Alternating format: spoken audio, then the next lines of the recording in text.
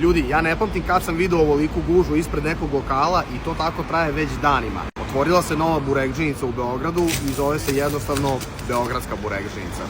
Sam lokal je ultra simpatičan, nekako je retro, ali i novo i fancy u isto vreme. Kao što vidite, gužva je ogromna, čekali smo nekih pola sata, 40 minuta na burek. Kad sam ušao unutra, prva stvar koja mi je privukla pažnju jeste mašina za jogurt koju imaju, koja me podsjeća malo na one točilice na pumpama za slaši i sokove. Jogurt prave po domaćoj recepturi, a mašina služi za hlađenje i mešanje jogurta. Pitao sam radnika koliko bureka prodaju dnevno, tu informaciju ne zna, ali mi je ispričao da je pre neki dan banula interventna jer je mislila da se desilo neko a u stvari konstantna gužva.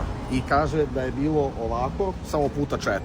Ovaj čovjek je došao čak sa Novog Zelanda da bi probao ovaj burek. Pakovanje izgleda kao da će unutra me dočeka neka Swarovski narukvica, a ne burek. Ajde vidimo šta se dešava. Nisu imali nažalost sa mesom, jabukom i šljivom. Sva 3 sam hteo probam. Oni imaju 6. Ostoje ovaj sa šunkom i kačkavaljem. Curi mast. Uskoro. Mi kao brate. Može. Ajde da probamo. Dobar.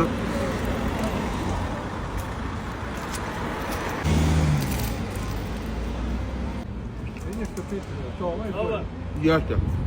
To je nešto stvarno posebno. Samo sad sam za prvi put probao, dobar je. Dobar je. Među vremenu smo dobili odgovor, dakle, gospodin iz Leskovca je došao. Što se bureka tiče, dobar je, ukusan je, topao, svež, lepo nafilovan.